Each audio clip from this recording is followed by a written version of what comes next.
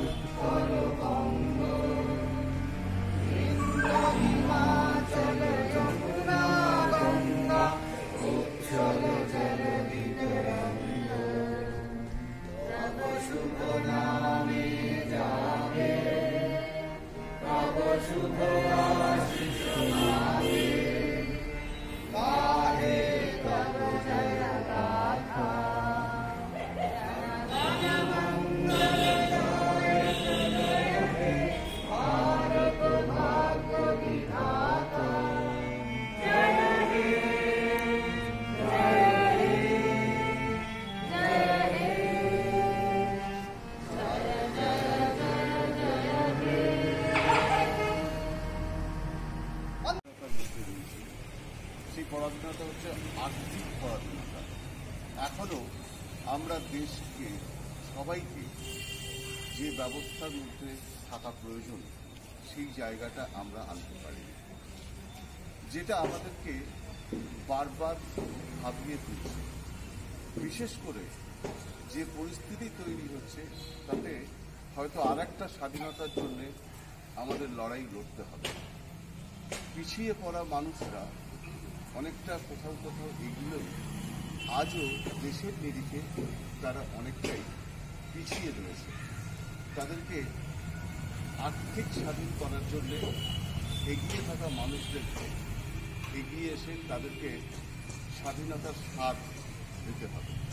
স্বাধীনতা মানে একটা পতাকা উত্তোলন করলাম, 15ই আগস্ট, 26 জানুয়ারি উদযাপন করলাম, তার চেয়েও খুব বড় করে দেখা উচিত যে আমরা স্বাধীন ভারতের মানুষ হিসেবে আমি আমার দেশকে কতটা দিতে পারছি। সাধারণ মানুষ হিসেবে আমরা খুব একটা কথা বলে নির্বিকার থাকি যে নেতা আছে, রাজনৈতিক নেতারা আছে, তাদের দায়িত্ব এই দেশটাকে নিয়ে যাওয়ার, আমার কিছু করার নেই। কিন্তু এই একটা ভুল ধারণা থেকে আমাদেরকে বেরিয়ে আসতে হবে।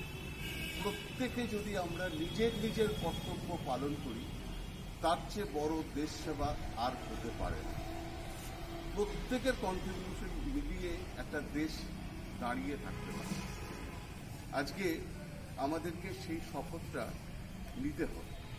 আমাদের ভাবতে হবে যে ভারতবর্ষ একটা সময়ে যে পরিস্থিতির জায়গায় ছিল, আজকে সেই ভারতবর্ষ কোথায় গেছে, আমাদের দেশের টাকার দাম আজকে কোথায় গেছে, এই জায়গাগুলোকে আমরা কীভাবে রিকভার করতে পারি। তবে একটাই আশা এবং সুখের কথা, এই করোনা পরিস্থিতিতে প্রচুর ক্ষতি হয়েছে, প্রচুর মানুষ চলে গেছেন। এখনও কোভিড বিধি মেনে আমাদের চলতে হবে, কিন্তু করোনা মনে হয় আমাদেরকে নতুন করে বাঁচার একটা উদ্দীপনা যোগাতে পেরেছে। যে মানুষটাকে ভাবিনি কোনোদিন যে এর কোনো কন্ট্রিবিউশন থাকতে পারে, ঘরের কোণেই বসে থেকে যে রোজগার করেছে, সেই সমস্ত মানুষকেও দেখলাম কেউ পশু প্রেমী হয়ে তাদেরকে খাবার দিচ্ছে, আর্ত মানুষের পাশে পাড়ার লোকেরাই যেভাবে দাঁড়িয়েছে, তাতে 75তম স্বাধীনতা দিবসে আনন্দের দিন একটাই, ঐক্যবদ্ধভাবে আমরা ভারতবর্ষের জন্য সব করতে পারে, ঘরের কোণেই বসে থেকে যে রোজগার করেছে, সেই সমস্ত মানুষকেও দেখলাম কেউ পশু প্রেমী হয়ে তাদেরকে খাবার দিচ্ছে, আর্ত মানুষের পাশে পাড়ার লোকেরাই যেভাবে দাঁড়িয়েছে, তাতে 75তম স্বাধীনতা দিবসে আনন্দের দিন একটাই, ঐক্যবদ্ধভাবে আমরা ভারতবর্ষের জন্য সব কিছু করতে পারি। শুধু আজকে শপথ নিই আমরা নিজের নিজের কর্তব্য, অপরের দিকে আঙুল তোলার আগে, সমালোচনা করার আগে আমরা সমাধানের পথ দেখাবো আর নিজের নিজের কর্তব্য আমরা পালন করব। তাহলেই মনে হয় এই দেশটা আরও এগিয়ে যাবে। নমস্কার, ধন্যবাদ। আমরা মূল্যবান বক্তব্য শুনলাম। এখন আমরা বিষয়ের উপর বলার জন্য ডেকে নেব আমাদের বিদ্যালয়ের শিক্ষক শ্রী পিনাকি রঞ্জন ঘোষ মহাশয়কে। প্রসঙ্গত আজকে বিপ্লবী অরবিন্দ এবং পরে পরিবর্তিত ঋষি অরবিন্দ তারও ১৫০ জন্মের, তার সাথে সাথে তার অর্ধেক হচ্ছে স্বাধীনতার বয়স। সুতরাং এই দুটো একসাথে মিলে গেছে। এই বিষয়ে আমি আশা করব বক্তা তার বক্তব্যে আলোকপাত করবেন। বলছেন পিনাকি রঞ্জন ঘোষ। আজ 15ই আগস্ট ভারতের ৭৫তম স্বাধীনতা দিবস। ২০০ বছরের পরাধীনতার শৃঙ্খল মুক্ত হয়েছিলাম আমরা ১৯৪৭ সালের এই বিশেষ দিনটি। এই দিনটি আমাদের জাতীয় জীবনে অপরিসীম তাৎপর্য বহন করে। আমাদের মুক্তি সংগ্রামের যে দীর্ঘ ইতিহাস তা ত্যাগের মহিমায় এবং শৌর্যের দীপ্তিতে উজ্জ্বল। অগণিত মানুষের আত্মদানে এই স্বাধীনতা দিবস প্রাপ্তি সম্ভব হয়েছিল। একেবারে গোড়ার দিকে যখন ব্রিটিশ উপনিবেশ শাসনের জাতাকলে আমরা পিষ্ট হয়ে যাচ্ছিলাম, আমরা কিন্তু অবনমিত হয়ে পড়েছিলাম। কিন্তু একসময় আমাদের জাগরণ ঘটল। প্রাথমিক যে প্রতিরোধ সেটা এসেছিল কিন্তু সমাজের প্রান্তিক শ্রেণীর মানুষের পক্ষ থেকে। কৃষিজীবী, দরিদ্র গ্রামীণ জনতা এবং আদিবাসী সমাজের মানুষেরা, যারা জীবন ও জীবিকার উপরে এক বিরাট আঘাতের সম্মুখীন হয়ে একেবারে কোণঠাসা হয়ে গিয়েছিল, তারা প্রথম প্রতিবাদে গর্জে উঠেছিল। তারপরে দেখা গেল এক নতুন পর্ব। সেই সময় আমাদের শিক্ষিত ভারতীয় বয়কট ও স্বদেশী কর্মসূচি, যেটা মূর্ত হয়ে উঠল আমাদের বঙ্গভঙ্গ আন্দোলনের সময় ২০ শতকের গোড়ার দিকে, ১৯০৫ সালে যার সূচনা। এর পরবর্তী পর্যায়ে আমরা দেখলাম যে নানা ধারার সমন্বয় ঘটল এখানে। অবশ্য ১৯ শতকের শেষ থেকেই বিপ্লবীরা কিন্তু তৎপর হয়ে উঠেছিলেন। বিপ্লবীদের কাছে কিন্তু দেশের পূর্ণ স্বাধীনতাই একমাত্র চরম ও পরম প্রাপ্তি বলে মনে করা হয়েছিল। তারা এ বিষয়ে কোনো সংশয় প্রকাশ করতেন না। ঔপনিবেশিক স্বায়ত্তশাসন বা ডোমিনিয়ন স্ট্যাটাস তাদের কাম্য ছিল না। তারা পূর্ণ স্বাধীনতার জন্য যে কোনো ত্যাগ স্বীকারে প্রস্তুত। তার ফলে তারা নিরন্তর ব্রিটিশের সঙ্গে সংগ্রাম চালিয়ে গেলেন। তার জন্য অনেক ক্ষেত্রে প্রবল প্রতাপান্বিত ব্রিটিশ সরকারের সামনে তাদের লড়াই করতে গিয়ে গোপনীয়তার আশ্রয় নিতে হয়েছে। কিন্তু কখনো কখনো দেখা গেছে একেবারে তারা প্রত্যক্ষভাবে মুখোমুখি সংগ্রামেও লিপ্ত হয়েছেন। বুড়িবালামের তীরে বাঘা যতীনের যে সংগ্রাম তার সহযোগীদের সঙ্গে, তা এক উজ্জ্বল দৃষ্টান্ত। এছাড়া বিনয়বদল দীনেশের যে অলিন্দ অভিযান, অলিন্দ যুদ্ধ, রাইটার্স বিল্ডিং অভিযান, সেটাও এর এক উজ্জ্বল দৃষ্টান্ত। এর পাশাপাশি মহাত্মা গান্ধী যখন ভারতীয় রাজনীতির মঞ্চে অবতীর্ণ হলেন, তখন এক নতুন মতাদর্শ দেখা দিল। সেটা হচ্ছে সত্যাগ্রহ। অহিংস পথে প্রতিপক্ষকে আঘাত না করেও সহনশীলতার দ্বারা কীভাবে তার মন জয় করে তাকে ন্যায়ের পথে নিয়ে আসা যায়, গান্ধীজি সেটাই তার সত্যাগ্রহের মধ্য দিয়ে প্রতিষ্ঠিত করতে চাইলেন।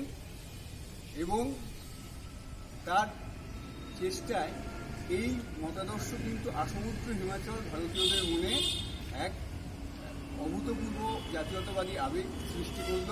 তার ফলে উত্তাল আন্দোলন গড়ে উঠল। এইভাবেই একে একে এলো অসহযোগ আন্দোলন ১৯২০ সালে, অহিংস অসহযোগ, তারপরে ১৯৩০-এ আইন অমান্য আন্দোলন, এবং দ্বিতীয় বিশ্বযুদ্ধের প্রেক্ষাপটে ১৯৪২ সালে ভারত ছাড়ো আন্দোলন। নেতাজি সুভাষচন্দ্র বসু ভারতের মুক্তি সংগ্রামে এক নতুন ধারার সূত্রপাত ঘটায়। অবশ্য বিপ্লবীরা ইতিপূর্বে বিদেশি সাহায্য নিয়ে দেশকে স্বাধীন করার একটা চেষ্টা করেছিলেন। বাঘা যতীনের প্রচেষ্টার মধ্যে দিয়ে তার প্রতিফলন ঘটেছিল। জার্মানির কাছ থেকে সহায়তা নিয়ে, অস্ত্র সাহায্য নিয়ে ব্রিটিশদের এদেশ থেকে বিতাড়িত করার একটা ব্যর্থ চেষ্টা তিনি করেছিলেন। কিন্তু এই হচ্ছে বিরচিত ব্যর্থতা, সফল না হলেও। এবং দ্বিতীয় বিশ্বযুদ্ধের প্রেক্ষাপটে ১৯৪২ সালে ভারত ছাড়ো আন্দোলন।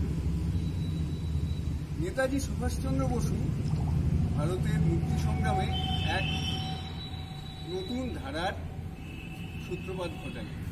অবশ্য বিপ্লবীরা ইতিপূর্বে বিদেশি সাহায্য নিয়ে দেশকে স্বাধীন করার একটা চেষ্টা করেছিলেন। বাঘা যতীনের প্রচেষ্টার মধ্যে দিয়ে তার প্রতিফলন ঘটেছিল।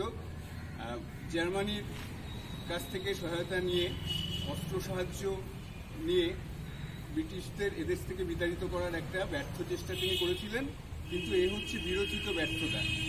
সফল না হলেও অসামান্য এক দৃষ্টান্ত তিনি স্থাপন করেছিলেন। দ্বিতীয় বিশ্বযুদ্ধের প্রেক্ষাপটে নেতাজি সুভাষচন্দ্র একেবারে সম্মুখ সমরে অবতীর্ণ হলেন ব্রিটিশ সরকারের সঙ্গে। অক্ষশক্তি, যারা ব্রিটিশ ও তার মিত্র শক্তির বিপরীতে আছে, তাদের প্রত্যক্ষ সহায়তা নিয়ে তাদের সঙ্গে সামিল হয়ে ব্রিটিশকে এদেশ থেকে বিতাড়িত করার জন্য তিনি যুদ্ধে লিপ্ত হলেন। এই যুদ্ধ শেষ পর্যন্ত হয়তো সফল হয়নি, কিন্তু অসামান্য ত্যাগের ও সাহসিকতার দৃষ্টান্ত স্থাপন করেছিল।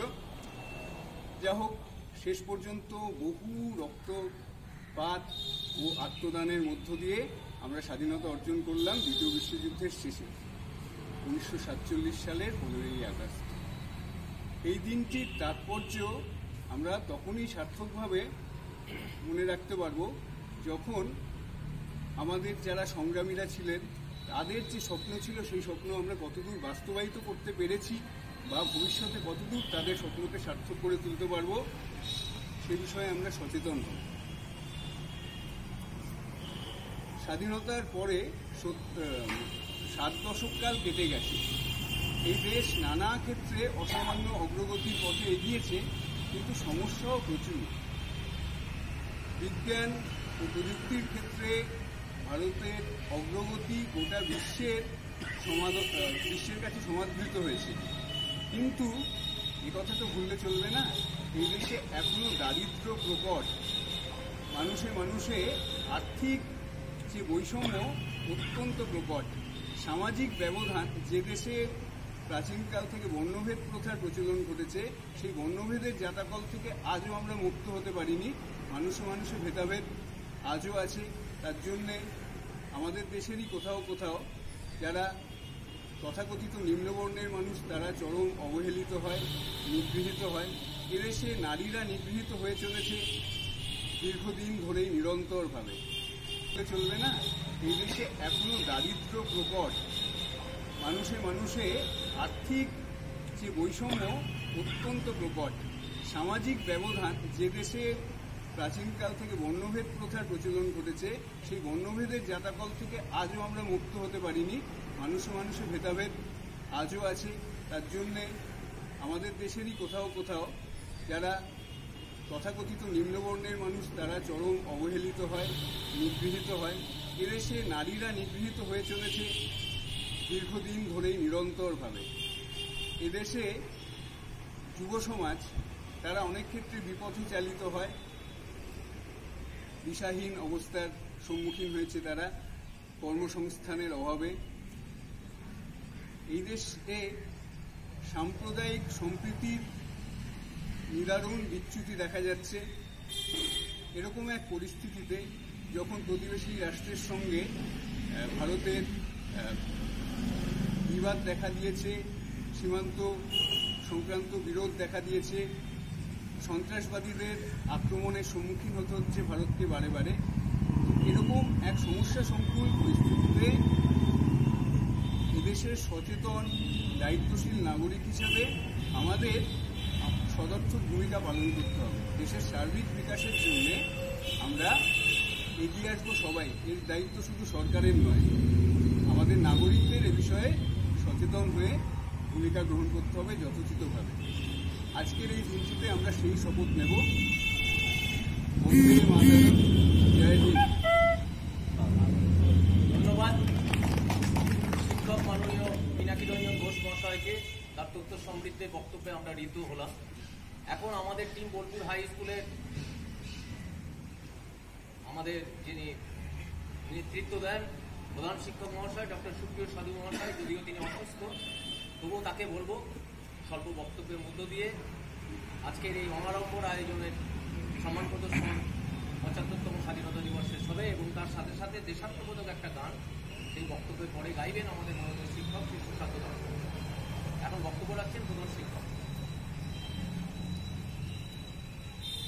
আজ দেশের ৭৫তম স্বাধীনতা দিবস। আমরা ভেবেছিলাম আজকের দিনটি আমরা অত্যন্ত আড়ম্বরের সাথে উদযাপন করব, কিন্তু কোভিড পরিস্থিতি আমাদের সেই কাজ করতে দিল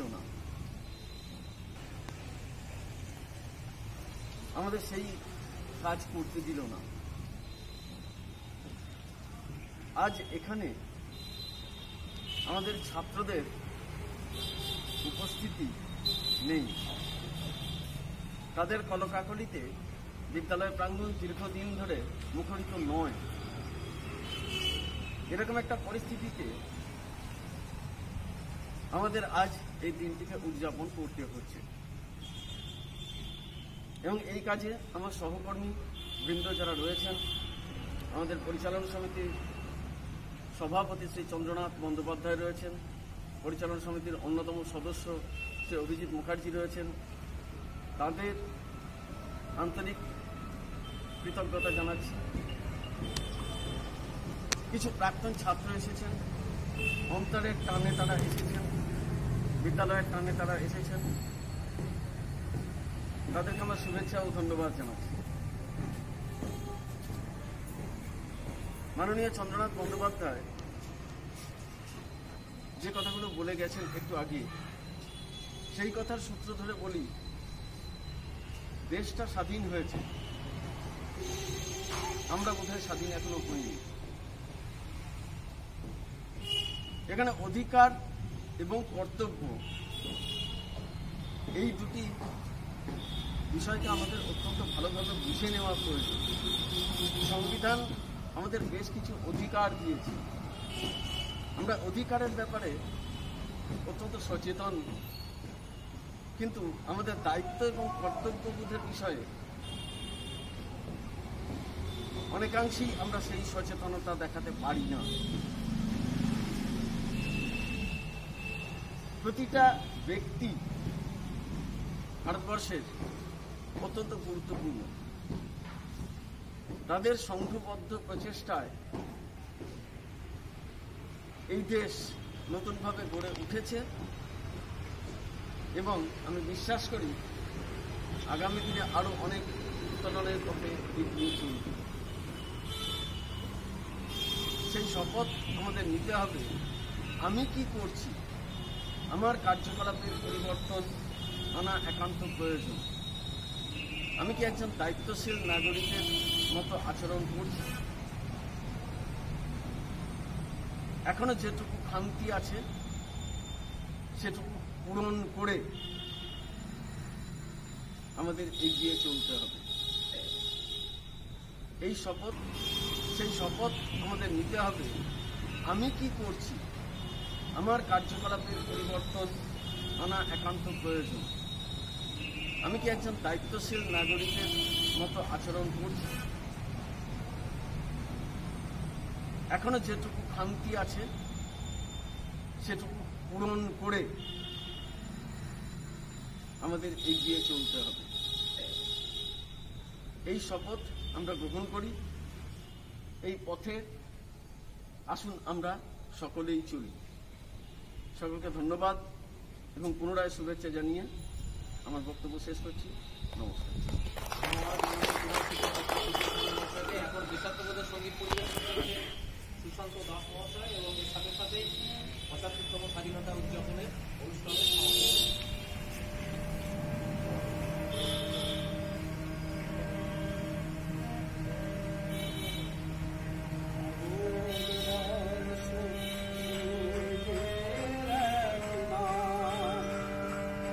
আমরা রয়েছি সেই সূর্যের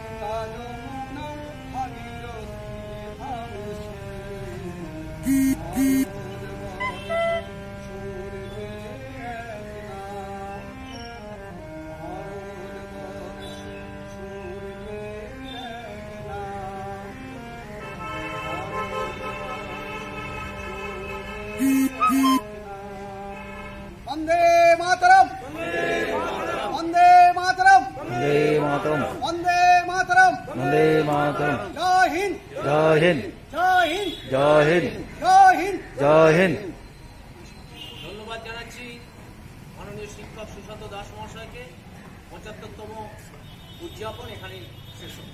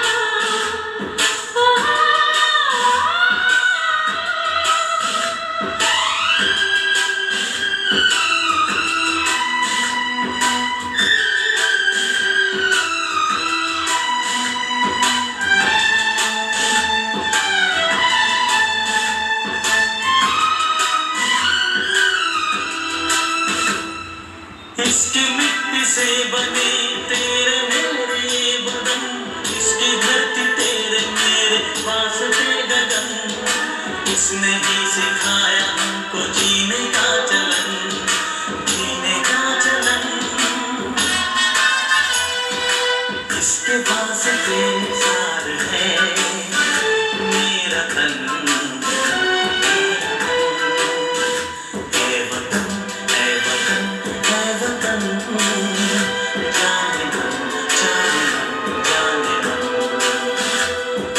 मेरा मुल्क मेरा देश मेरा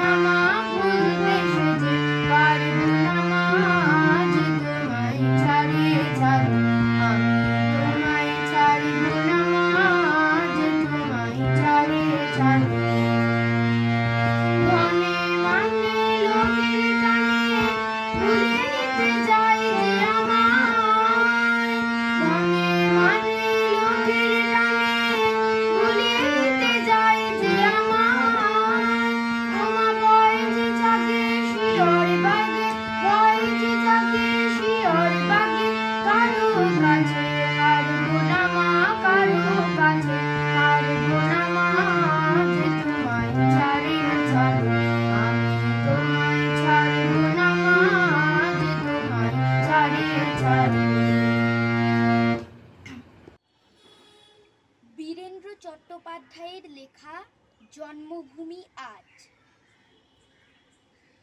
একবার মাটির দিকে তাকাও, একবার মানুষের দিকে। এখনো রাত শেষ হয়নি, অন্ধকার এখনো তোমার বুকের ওপর কঠিন পাথরের মতো। তুমি নিঃশ্বাস নিতে পারছো না। মাথার ওপর একটা ভয়ঙ্কর কালো আকাশ এখনো বাঘের মতো থাবা উঁচিয়ে বসে আছে।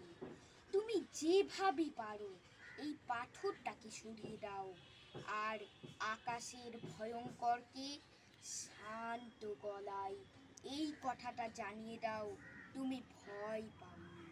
মাটি তো আগুনের মতো হবেই যদি তুমি ফসল ফলাতে না জানো, যদি তুমি বৃষ্টি আনার মন্ত্র ভুলে যাও। তোমার স্বদেশ তাহলে মরুভূমি।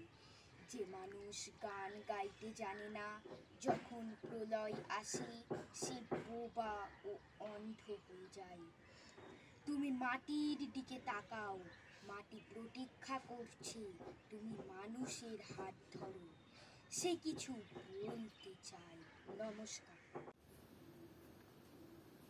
নমস্কার। বীরেন্দ্র চট্টোপাধ্যায়ের জন্মভূমি আজ। একবার মাটির দিকে তাকাও, একবার মানুষের দিকে। এখনো রাত শেষ হয়নি, অন্ধকার এখনো তোমার বুকের ওপর কঠিন পাথরের মতো। তুমি নিঃশ্বাস নিতে পারছো না। মাথার ওপর একটা ভয়ঙ্কর কালো আকাশ এখনো বাঘের মতো থাবা উঁচিয়ে বসে আছে। তুমি যেভাবে পারো এই পাথরটাকে সরিয়ে দাও আর আকাশের ভয়ঙ্করকে শান্ত গলায় এই কথাটা জানিয়ে দাও, তুমি ভয় পাওনি।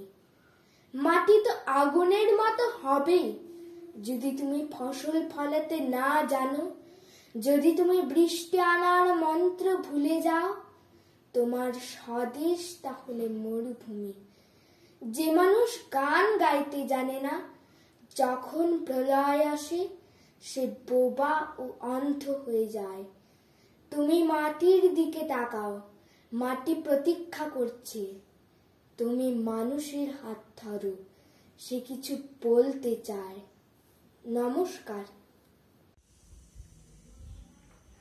নমস্কার। আজ সৃষ্টি সুখের উল্লাসে, কাজী নজরুল ইসলাম। আজ সৃষ্টি সুখের উল্লাসে মোর মুখ হাসে, মোর চোখ হাসে, মোর টপ্প গিয়ে খুন হাসে। আজ সৃষ্টি সুখের উল্লাসে। আজ কি আমার রুদ্ধ প্রাণের পল্ললে বান ডেকে ওই জাগলো জোয়ার দুয়ার ভাঙা কল্লোলে। আসলো হাসি, আসলো কাঁদন, মুক্তি এলো, আসলো বাঁধন। মুখ ফুটে আজ বুক ফাটে, মোর তিক্ত দুঃখের সুখ আসে, ওই রিক্ত বুকের দুঃখ আসে। আজ সৃষ্টি সুখের উল্লাসে। আসলো উদাস, আসলো হুতাশ, সৃষ্টি ছাড়া বুক ফাটা শ্বাস। ফুললো সাগর, দুললো আকাশ, ছুটলো বাতাস, গগন ফেটে চক্র ছোটে, পিনাক পানির শুল আসে। ওই ধূমকেতু আর উল্কাতে চায় সৃষ্টিটাকে উল্টাতে। আজ তাই দেখি আর বক্ষে আমার লক্ষ বাগের ফুল আসে। আজ সৃষ্টি সুখের উল্লাসে। আজ হাসলো আগুন, শসলো ফাগুন, মদন মারে খুনমা খাতুন। পলাশ, অশোক, শিমুল, ঘায়েল, পাগলাগি ওই দিকবাসে গো দিক বালিকার পিতবাসে। আজ রঙ্গন এলো রক্ত প্রাণের অঙ্গনে মোর চারপাশে। আজ সৃষ্টি সুখের উল্লাসে। আজ কপট কোপের তুন্ধরি ওই আসলো যত সুন্দরী। কারোর পায়ে বুক ডলা খুন, কেউ বা আগুন, কেউ মারিনি, চোখের জলে বুক ভাসে। তাদের প্রাণের বুক ফাটে, তাও মুখ ফোটে না, বাণীর বিনা মোর পাশে। ওই তাদের কথা শোনাই তাদের, আমার চোখে জল আসে। আজ সৃষ্টি সুখের উল্লাসে। আজ আসলো উষা, সন্ধ্যা, দুপুর, আসলো নিকট, আসলো সুদূর। আসলো বাধা বন্ধ হারা ছন্দ মাতন, পাগলা গাজন উচ্ছ্বাসে। ওই আসলো আশ্বিন, শিউলি শিথিল, হাসলো শিশির দুব ঘাসে। আজ সৃষ্টি সুখের উল্লাসে। আজ জাগলো সাগর, হাসলো মরু, কাঁপলো ভূধর কানন তরু। বিশ্ব ডুবান, আসলো তুফান, উছলে উজান ভৈরবীদের গান ভাসে। মোর ডাইন শিশু সদ্যজাত জড়াই মরা বাম পাশে। মন ছুটছে গো আজ বলগাহারা, অশ্ব যেন পাগলাসে। আজ সৃষ্টি সুখের উল্লাসে, আজ সৃষ্টি সুখের উল্লাসে। নমস্কার।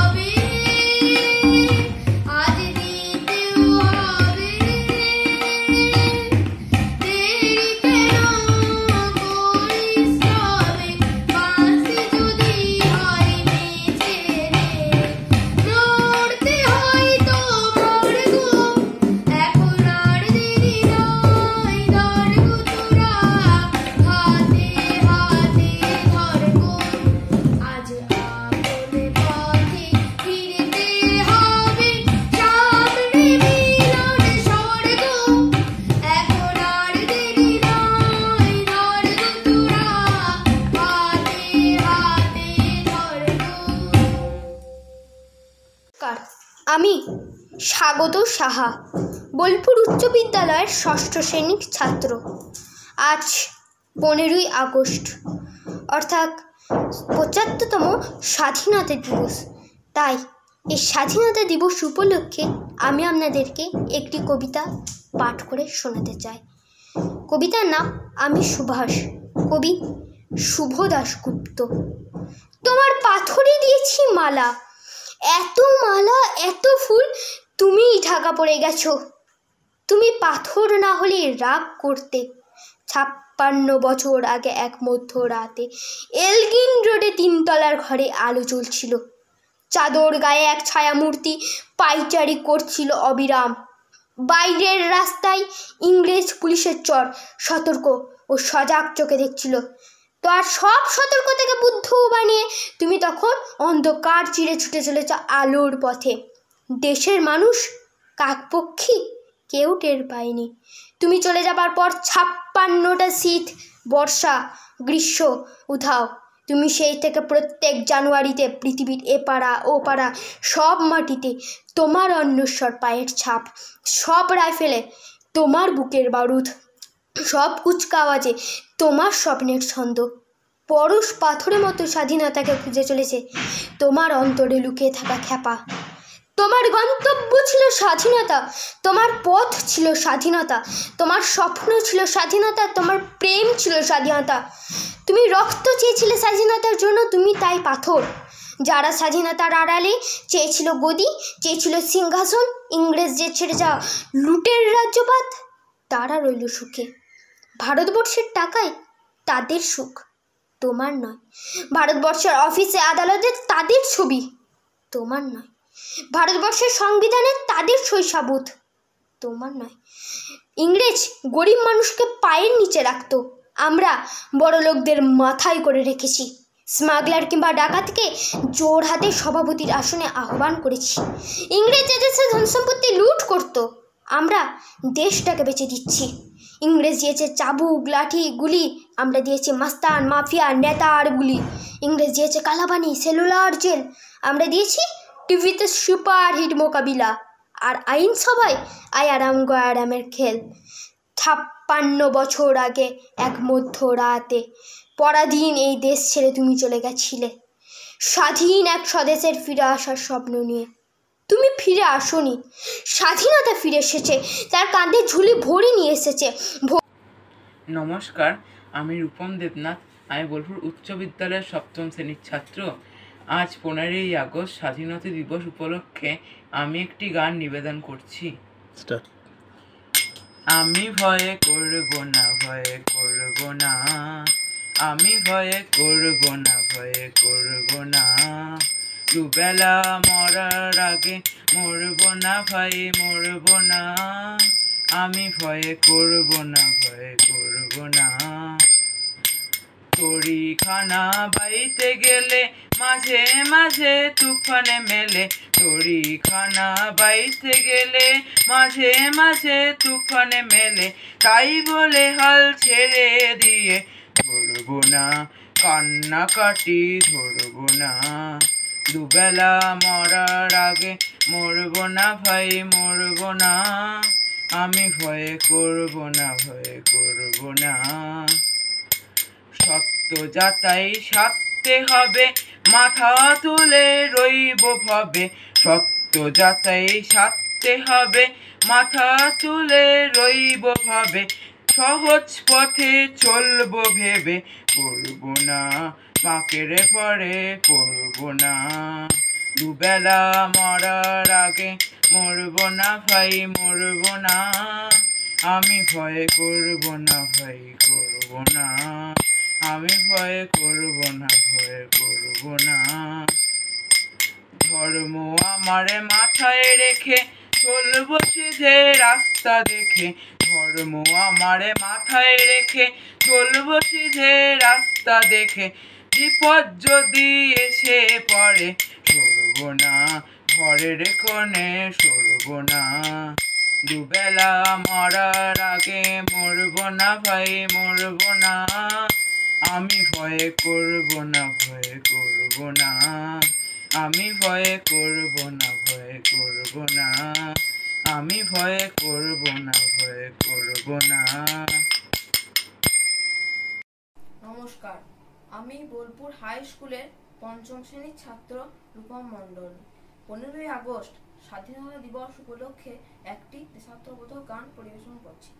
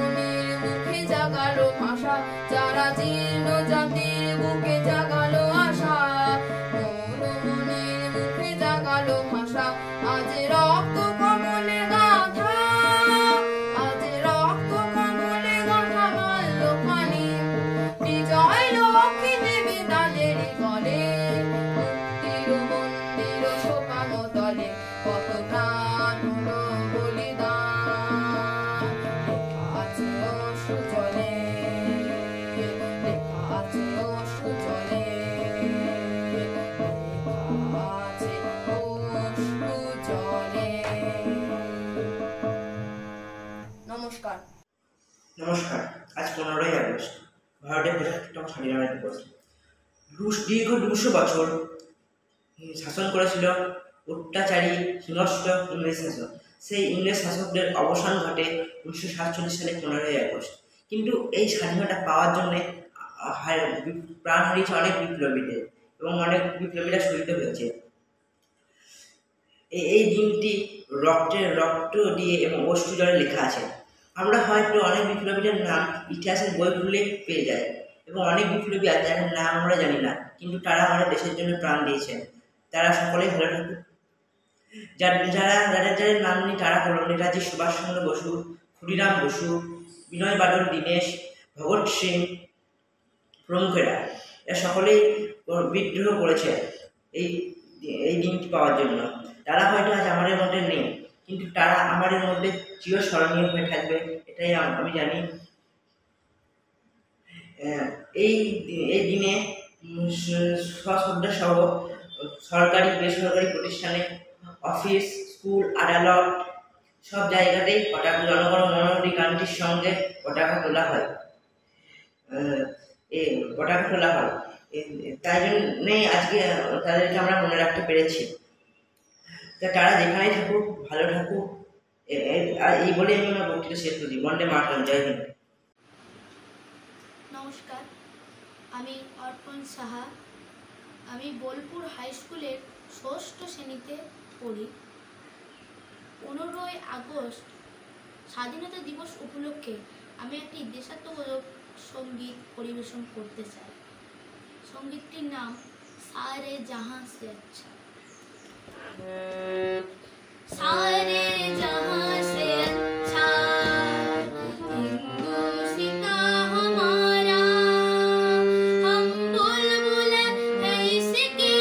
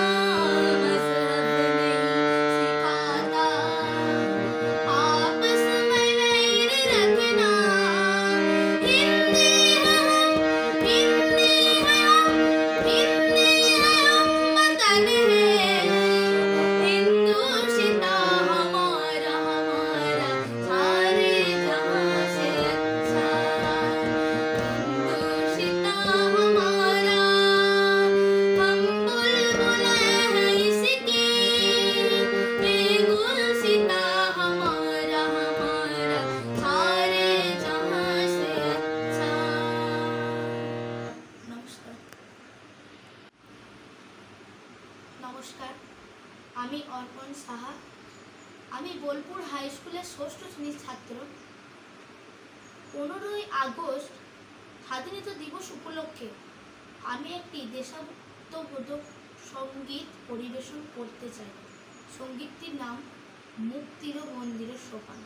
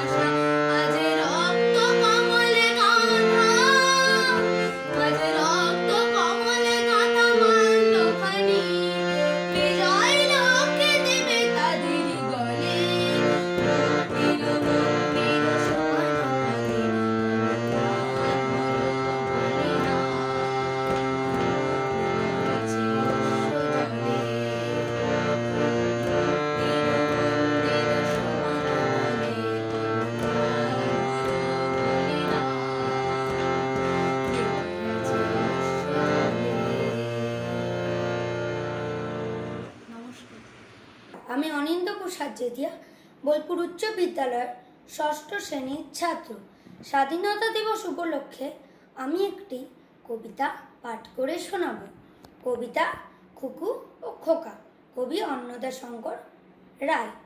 তেলের শিশি ভাঙলো বলে খুকুর পরে রাগ করো, তোমরা যে সব বুড়ো খোকা ভারত ভেঙে ভাগ করো। তার বেলা ভাঙছো প্রদেশ, ভাঙছো জেলা, জমি জমা ঘর বাড়ি, পাটির আর ধানের গোলা, কারখানা আর রেলগাড়ি। তার বেলা চায়ের বাগান, কয়লা খনি, কলেজ থানা আপিস ঘর, চেয়ার টেবিল দেয়াল ঘুড়ি, পিয়ন পুলিশ প্রফেসর। তার বেলা যুদ্ধ জাহাজ, জঙ্গি মোটর, কামান বিমান, অশ্ব উট, ভাগাভাগির ভাঙা বাড়ি, চলছে যেন হরির লুট। তার বেলা তেলের শিশি ভাঙলো বলে খুকুর পরে রাগ করো, তোমরা যে সব ধেড়ে খোকা বাংলা ভেঙে ভাগ করো। তার বেলা। নমস্কার। আমি অভিনব চৌধুরী, বোলপুর উচ্চ বিদ্যালয়ের পঞ্চম শ্রেণীর ছাত্র। আমি আমার স্বরচিত একটি কবিতা পাঠ করে শোনাচ্ছি। স্বাধীনতা। আমাদের দেশটাকে দু টুকরো করে ইংরেজরা গেল চলে, অনেক মানুষ হারালো প্রাণ, চলেছিল গুলি বোমা কামান, করেছিল পুলিশরা কত লাঠির চার্জ, তবু হার মানেনি স্বদেশীরা, তাই ভারত স্বাধীন হয়েছে আজ। অনেক আন্দোলন করেছিলেন মহাত্মা গান্ধী, স্বদেশীদের মধ্যে কারোর হয়েছিল ফাঁসি, কেউ হয়েছিলেন জেলে বন্দী। 200 বছর ইংরেজরা করেছিল শাসন। জয় হিন্দ, বন্দে মাতরম। নমস্কার। নমস্কার, আমি অভিনব চৌধুরী, বোলপুর উচ্চ বিদ্যালয়ের ৫ম শ্রেণীর ছাত্র। আমি ৭৫তম স্বাধীনতা দিবস উপলক্ষে আমি আমার স্বরচিত একটি কবিতা পাঠ করে শোনাচ্ছি। স্বাধীনতা দিবস। ইস্ট ইন্ডিয়া কোম্পানি এদেশে এসেছিল ব্যবসা করতে। দেখলো এদেশ খুব সুন্দর ও সমৃদ্ধ, আর দেশবাসীরা অজ্ঞ।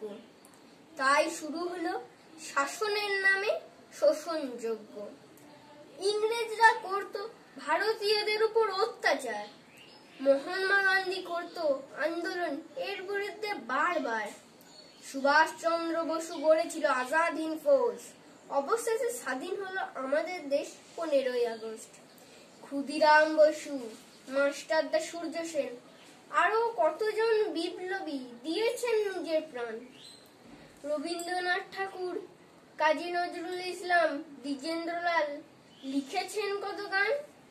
২০০ বছর করলো শাসন, করলো দেশটিকে দুভাগ। অত্যাচারের জবাব দিয়ে স্বাধীন আমাদের দেশ আজ। শুভেচ্ছা জানাই ৭৫তম স্বাধীনতা দিবসে। আমি গর্বিত একজন ভারতীয় হিসাবে। নমস্কার। নমস্কার, আমার নাম মুন্সি আরিয়ান। আমি বোলপুর হাই স্কুলের দ্বাদশ শ্রেণীর ছাত্র। আজ ১৫ই আগস্ট আমরা ভারতবর্ষের ৭৫তম স্বাধীনতা দিবস পালন করতে চলেছি। আজ আমরা মুক্তকণ্ঠে বলতে পারি জয় ভারত, ভারত মাতার জয়, বন্দে মাতরম, আরও অনেক কিছু। কিন্তু একটা সময় দেশের উপর দিয়ে এমনও গেছে যখন আমাদের কিছু বলার অধিকারই ছিল না। কালো অন্ধকারাচ্ছন্ন ছিল আমাদের দেশ। তখন বাক স্বাধীনতা তো ছিলই না। যদি আমরা কিছু বলেও থেকেছি ইংরেজ সরকারের বিরুদ্ধে, তাহলে আমাদের উপর তুমুল অত্যাচার চলেছে। কখনো জেলবন্দি করেছে, তো কখনো জেলে খেতেও দেয়নি ঠিক করে। সালটা ছিল ১৭৫৭। পলাশির যুদ্ধ। নবাব সিরাজদৌল্লাকে হারিয়ে প্রথম ব্রিটিশ ইস্ট ইন্ডিয়া কোম্পানি ভারতবর্ষে নিজের আধিপত্য বিস্তার করে। ভারতবর্ষকে ধীরে ধীরে শাসন করতে শুরু করে। শাসন বলা ভুল অবশ্য, ভারতবর্ষকে শোষণ করতে শুরু করে। ভারতের ধন সম্পদ, ভারতীয়দের ধন সম্পদ সমস্ত কিছু লুটতে শুরু করে তারা। বিভিন্নভাবে ভারতীয়দের ওপর অত্যাচার করা হতো। কখনো কৃষকদের জমি কেড়ে নেওয়া হতো, কখনো কৃষকদের জমি তো তাদেরই থাকতো, কিন্তু যে সমস্ত জিনিস উৎপন্ন হতো সেগুলিকে কেড়ে নেওয়া হতো জোর করে। কখনো তাদেরকে নীল চাষে আবদ্ধ করা হতো, কখনো রেল লাইনে কাজে লাগানো হতো, কখনো কিছু টাকা দিত, তো কখনো সেটাও না। খাবার দাবারও ঠিক করে তাদেরকে দেওয়া হতো না। ভারতীয় সিপাহীদেরকেও ঠিক করে খেতে দেওয়া হতো না। এভাবে আরও অনেক অত্যাচার। এরকম অত্যাচার চলছিল কি ১৭৭৩ খ্রিস্টাব্দে শুরু হলো ইজরাদারি ব্যবস্থা। ইজরাদারি ব্যবস্থায় বলা হয় এক একটা অঞ্চল বা নির্দিষ্ট একটা জমির পরিমাণকে নির্দিষ্ট করা হতো এবং সেখানে একজন ইজরাদার থাকবে। সেই ইজরাদার সেখান থেকে কর আদায় করবেন এবং তিনি সেখানকার কর আদায় করে সেটিকে ইংরেজ সরকারকে জমা দেবেন। যে কৃষক কর দিতে পারতো না তার উপর তুমুল অত্যাচার চলতো এবং চাবুকের বাড়ি। কখনো কখনো শেষমেশ তাদের জমিও কেড়ে নেওয়া হতো, কারণ তারা কর দিতে পারতো না। এই সুযোগে ইজরাদাররাও কর বাড়িয়ে দেয় যাতে তারা না দিতে পারে, জমি তাদের হাতে চলে আসতে থাকে। এভাবে আরও অনেক অত্যাচার। এবং এরপরই এর আগে হয়েছিল ১৭৭৪ খ্রিস্টাব্দে আরেকটা কুপ্রথা তথা সত্যবিলোপ নীতি। সত্যবিলোপ নীতিতে বলা হতো ভারতবর্ষে কোনো রাজা বা নবাবের যদি নিজস্ব সন্তান না থাকে, তবে তার মারা যাওয়ার পর তার সমস্ত প্রপার্টি, তার সমস্ত জমি জায়গা, রাজবাড়ি, টাকা পয়সা যা কিছু আছে তার সমস্ত কিছু ভারত সরকারের অধীনে চলে আসবে, তথা ভারত সরকারকে যারা শাসন করছে অর্থাৎ ব্রিটিশ ইস্ট ইন্ডিয়া কোম্পানির অধীনে চলে আসবে। তার যদি কোনো দত্তক পুত্র থেকেও থাকে তারাও সেটা পাবে না। সে সময় ভারতীয়দের কোনো সম্মানই ছিল না। ব্রিটিশ ইস্ট ইন্ডিয়া কোম্পানির আদালত অফিসের সামনে লেখা থাকতো dogs are not allowed here, অর্থাৎ কুকুরদের প্রবেশ নিষিদ্ধ এখানে। কুকুর কারা? ভারতীয়দেরকে তুলনা করা হতো। আমরা তো কালো চামড়ার মানুষ, গৌরাঙ্গ, আমাদের এত সম্মান কোথা? আমরা তো শ্বেতাঙ্গ নই তাদের মতো। আমরা তো সাধারণত সাধারণ ভাষা বলি, অর্থাৎ কেউ বাংলা, কেউ হিন্দি, কেউ গুজরাটি, অসমিয়া, মারাঠি, আরও অনেক ভাষা, তামিলি। আমরা তো তাদের মতো ইংরেজি বলতে পারি না। আমরা তো অজ্ঞমুচি না তাদের কাছে, কোনো সম্মানই পেতাম না আমরা। এভাবে বিভিন্নভাবে অত্যাচার চলতে থাকে। ভারতীয়দের নারীদের শ্লীলতাহানিও হতে থাকে। কখনো তাদের মনোরঞ্জনের জন্য শুধুমাত্র ভারতীয়দেরকে চাবুকের বাড়ি লাগানো হতো। এভাবে একদিন ভারতীয়দের সহ্য সীমা ভাঙল। সালটা ছিল ১৮৫৭। ঠিক ১০০ বছর পর শুরু হলো সিপাহী বিদ্রোহ। যদিও সেটা বিফল হয়ে যায়, কিন্তু সেটা ইংরেজ সরকারের ভিত কাঁপাতে সক্ষম হয়েছিল। এর পরে পরই শুরু হয় সাঁওতাল বিদ্রোহ, মুন্ডা বিদ্রোহ, নীল চাষিদের বিদ্রোহ, আরও অনেক কিছু। আজ আমরা স্বাধীন শুধুমাত্র সেই সমস্ত বিদ্রোহ আর বিদ্রোহীদের জন্য, স্বাধীনতা সংগ্রামীদের জন্য, যারা নিজেদের থেকে দেশ মাতার জন্য বেশি ভেবেছিলেন, যারা ভেবেছিলেন যে হ্যাঁ আমাদের দেশ মাতাকে স্বাধীন করা দরকার, আমাদের স্বাধীন হওয়া দরকার, আমাদের নিজস্ব কিছু বাক স্বাধীনতা থাকা দরকার।